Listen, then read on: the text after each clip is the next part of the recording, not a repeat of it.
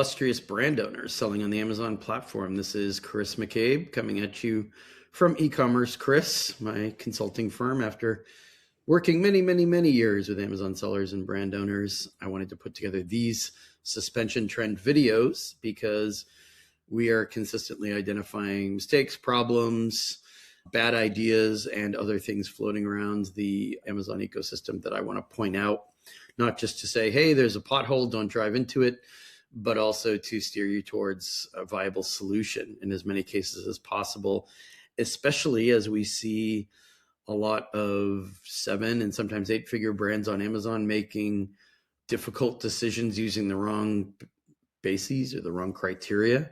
And it's just not a good idea to either make mistakes that could damage your brand or your whole account if you can avoid them, or why even set things up the wrong way in the first place if it's going to almost automatically get you into trouble, right? So first off, what I wanted to talk about is the concept of illicit, fraudulent, or evasive behavior, quote unquote. That's how Amazon phrases it when they send you policy warnings, but often suspension threats as well.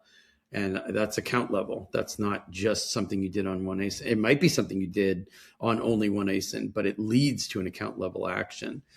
And it's typically people trying to get away with listing maneuvers or listing evasions that happened in the past, and you might have gotten away with it scot-free and nobody cared. Nobody pointed it out. Competitors didn't report you.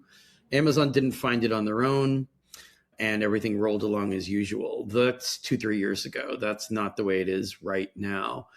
We've seen all summer long, in fact, back into spring and earlier this year, we've seen an increase, which I think it's kind of a commonly accepted uptick now in enforcement around evasive behavior, meaning they took your listing down. They were right to do it. You weren't able to dispute it, saying it's an Amazon mistake.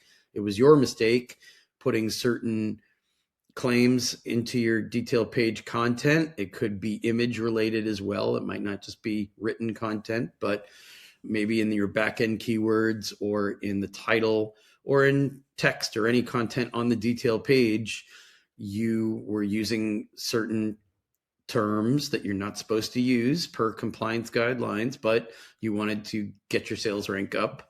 You wanted to boost visibility, and it was working and it was selling more product, and you stuck with it. I understand, and I probably should have led with this. I understand numerous sellers are doing exactly what you're doing and they're getting away with it. And you're assuming that because they're doing it, you can do it. That just means they didn't look at policy pages or they didn't care what the policy pages said. And you're mimicking them because you didn't look at the policy pages either.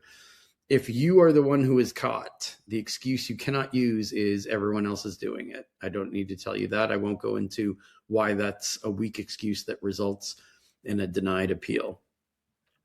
Amazon will or should just tell you to report all these other people for breaking the rules if that's what they're doing. But copying them is not a replacement for reading, interpreting, and understanding the policy pages. Why does this matter more now? Because I've said these things before. Well, let me tell you. A lot of the people who get suspended for this, and yes, I understand they were suspended often because they followed whatever their agency told them to do, or this is what the agency always did for them. Well, you're taking the fall for something the agency should have known not to do. And blaming your agency isn't working as well as it would have a year or two ago. Some brands just fired their agencies and blamed their agencies, and it was that simple. Back in 2024, I think they could tie it up and contain the damage doing that in their appeal. What do you see on the appeals wavelengths now and responses from Amazon now? What do policy teams tell people if they call you or write you back when you escalate these things, when your first appeals are denied? They tell you point blank, this is a dispute. You need to dispute and document and prove that you never did these things, that we're completely wrong, that you were flagged inaccurately.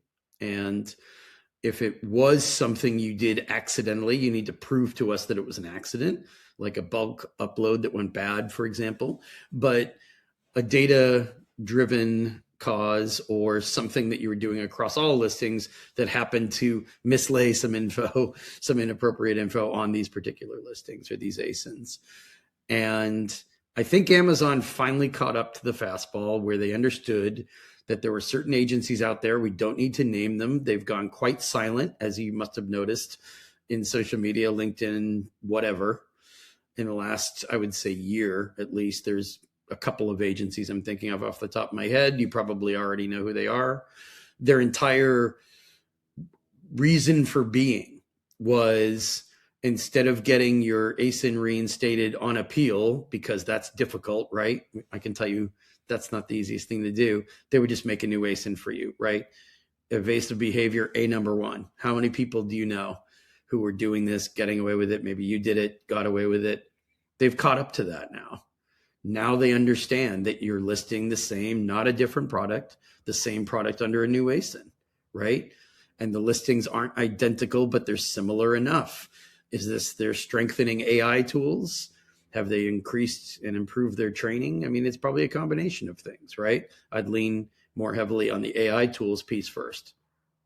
But what does this mean for you? Well, first of all, it means that the kind of coloring outside the lines, using a cheat sheet type agencies that have gone oddly, strangely quiet the last year or so, obviously that's a strong indicator that that approach is failing and it's not working, and it's just creating angry brands. I swear we need to create a side podcast at some point, not Angry Birds, Angry Brands, that talks about the brands that I talk to who are ticked off at their agencies or consultants they've hired or whatever for doing stuff that's outdated, that doesn't work, that Amazon's aware of, that Amazon punishes the brand, not the agency. And I realize some of these agencies are in Amazon service provider network. I am well aware of that. And there are people breaching Amazon TOS and Amazon's SPN, right? We all know this. Amazon knows this. The bottom line is the buck stops with you.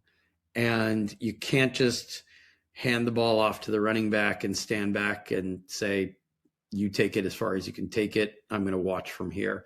That's not how brand management, account management, brand execution, or anything else works on the Amazon platform. Evasive behavior is not a good thing to be accused of. Number one, because it's difficult to prove otherwise, and proof is often what they demand. And number two, if you're going to blame someone else for ruining your brand, ruining your good time on Amazon, you have to blame them in a certain way. And the blame game appeals I see brands doing, and sometimes they hire a new agency, and the new agency is who writes the blame game email or escalation. Those aren't looking good. I mean, yes, I understand they don't do this work every day, and we do. And of course, I'm biased from an experience and knowledge-based perspective, but those are looking sloppy, slapped together. They've got little to no chance of being believed, let alone appreciated. They're not even credible. And then when you start adding the usual AI slop to it, I mean, then it's really not credible, right? You're not just shooting yourself in the foot. You're shooting both your feet and one of your friends. And it's just, those are the kinds of situations we see people chasing their own tails. Meanwhile, if the top selling ASIN was the one you were doing the evasive behavior on, that ASIN's going down if it's not down already. Pile that on top of, we just see more bad ideas piling on additionally bad ideas. The ASIN gets taken down, right? The appeal goes in, or two. Those aren't taken seriously, so the ASIN falls after initially just being a warning. Then you have to worry about account level actions, right? Well, if you were evading on one ASIN, are you evading on others? Are they looking for other stuff you might have been doing? Are they going to sit down and fully review and deep dive your account health for anything you haven't resolved? Well, okay, let's take a moment and look at your account health dashboard. Are there any unresolved intellectual property violations, things that could potentially cause Amazon grief or catch them in the middle between you and another party, where they're going to be part of that ping pong game of the back and forth between you and another party? They don't want to be stuck between the two of you. They don't want their policy or enforcement teams to have to constantly look at you. That's a tax and a burden on their systems and their people. So then you're dragging Amazon in your direction. It's not that they're dragging you towards them to review you. You're kind of making it impossible for them to ignore you, right? At that point, you're making them look at you, making them talk to you if they're calling you. If you're in the account health assurance program, which, buys you a little time from an immediate account suspension. I guess it has that value, but it's really just buying you a short amount of time, 72 hours. So they might call you and give you a heads up. They might call you and say you've got unresolved performance notifications or unresolved compliance issues. And I think Amazon compliance teams understand not every compliance problem can be fixed overnight, but if it looks like you're scrambling or it looks like you don't feel like dealing with compliance, doing the homework, doing the hard stuff, and you just want the quick shortcut, cutting corners solutions, which a lot of the brands contacting us are asking us to help them do, it's just putting them in the evasive behavior bucket. Like, well, can't we just rewrite the listing a little bit and take out some of these awful words they don't like, or take out some of these branded terms, or take out some of these health claims that Amazon doesn't like? Well, I understand that that might have been your approach in the past, but Amazon is not the place to take whatever yesteryear's approach was and apply it to today without even thinking about it. I see people doing it. That's why I'm concerned about it. And that's why I'm having so many conversations with brands about it.